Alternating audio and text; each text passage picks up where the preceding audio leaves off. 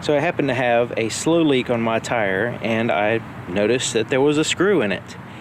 So this is a very slow leak, maybe about a half a pound a day, and so I thought it'd be a hard to find leak, but I turned the tire around a couple times and there's the screw right there.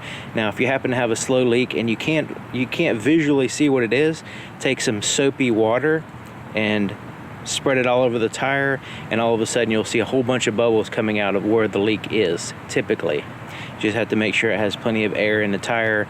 And there is a case, it's kind of weird, but if you can't find it after that, leak down the tire slowly as the soap is on the tire, and sometimes the leak will reveal itself then. So in this case, it's a clear screw sticking in the tire, and it's in that center zone. Okay, so you don't want to put a plug in the outer portion. I'm going to actually plug this one using a plug kit, and I like the one with the T-handle style, with not just a screwdriver handle. It makes it a lot easier, and sometimes it's impossible to get enough leverage with the other ones. So this one really, it's not that much more money, and it comes with several plugs and the necessary handles there. You also need a portable air compressor. So this one plugs into the cigarette lighter, and what you'll want to do is have the engine running when you're running the pump to pump the air in the tire. But right now there's enough air in the tire to where I can go ahead and plug it. So let's go ahead and get started with that. First step is to get the screw or nail or whatever it is that you happen to have, and in my case is a screw. We need to get that out of the tire. That's the first thing. And also you want to have this piece right here handy when you do that, because you want to stick that into the hole so that way that all the air doesn't leak out. And this also cleans and makes ready the hole for the plug. So you want to have that out of the package and handy as soon as you take the screw out, you want to put that in. So we'll do that right now. So it's good to have a good multi-tool, a quality multi-tool. This is a Leatherman multi-tool. So this not only has your pliers, it has a knife, and it has a little screwdriver head. So what I'm going to try to do, since this is a screw, I'm going to try to use the screwdriver to actually take out the screw, and if that doesn't work, then we'll have to twist it out with the pliers. But this hasn't been in there that long, so it looks like I can unscrew it out. Yeah. Okay, so seems like it's just a very short screw. That's probably why it's such a slow leak. So I have a very small puncture hole there. So typically if you had a larger puncture hole, this will be leaking out more. This is not leaking out so much. So in this case, it might be a little bit hard to get this in there, but this is important that this goes in there. You don't want to stick a plug in there until you've cleared the path with this. Another thing about this is you want to see the direction that the screw had. So if you had a screw or a nail, if it's in at an angle, then you want to put this in at an angle. So this one was pretty much straight in, so I'm going to put this straight in. So like that. So now it's ready to be plugged, basically. So push it in and out a couple times. This kind of prepares that hole. It does take a little bit of the material out, but it makes the hole more round or whatever to prepare for the plug. So you can leave that in. That'll slow down the air, especially if you have a really bad leak. This will slow down the leak in the tire, giving you time to prep your plug. Okay, so your next step will involve these here. So these are your plugs, and you have different lengths, but basically you want to have the longest one, basically, especially if you're not familiar with how much pressure you need to use, because if you push too hard, then it pushes the whole plug into the tire, and you really don't want to do that. Now sometimes it's really hard to get the object out of your tire, and in a pinch, I mean a really big pinch, you can push the nail or whatever it is into the tire to plug it. Now, not really recommended, but that is, the possibility, just in case you can't get it out. Okay, so now this one is the type where it has the split at the end.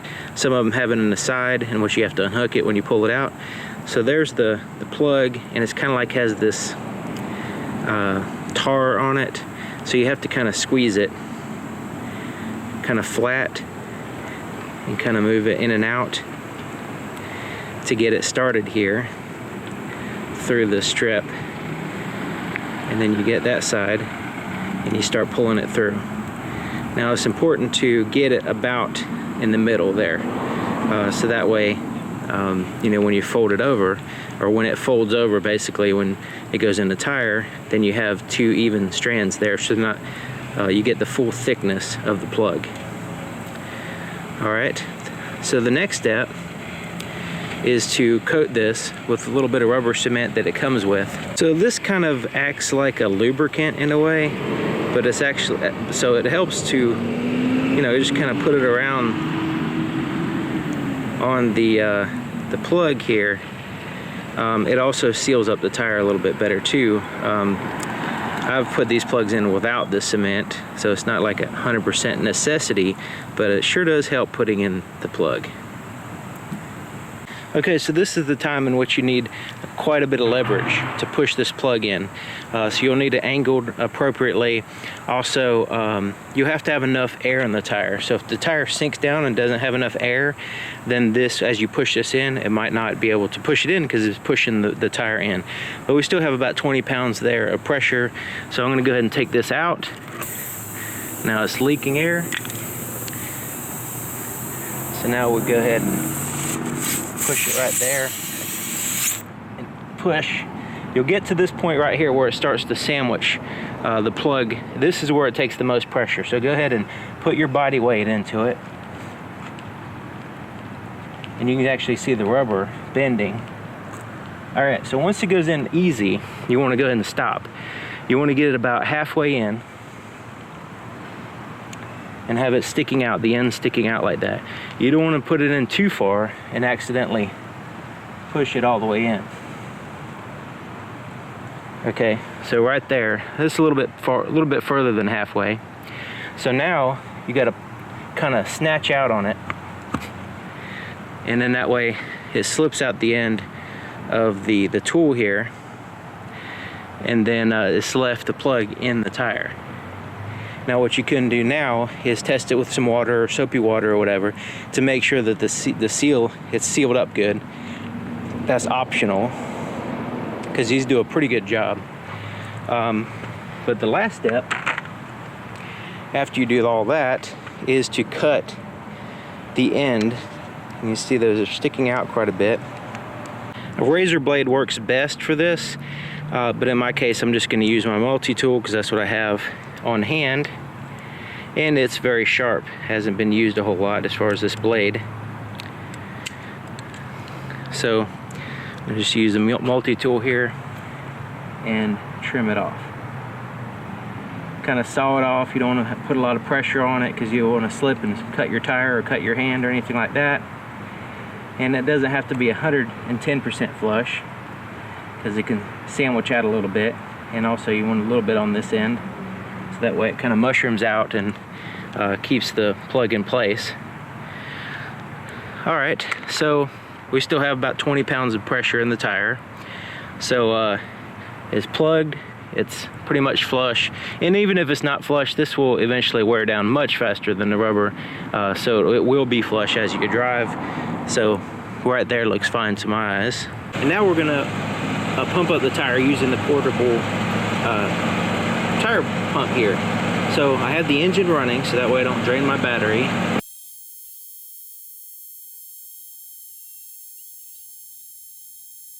Okay, so we're all pumped up, ready to go. So after a repair like this, you'd want to check the tire pressure daily, like before you drive it in the morning, that kind of thing, for the next couple of days after you do a repair, just to be on the safe side to make sure that your tire pressure is still good.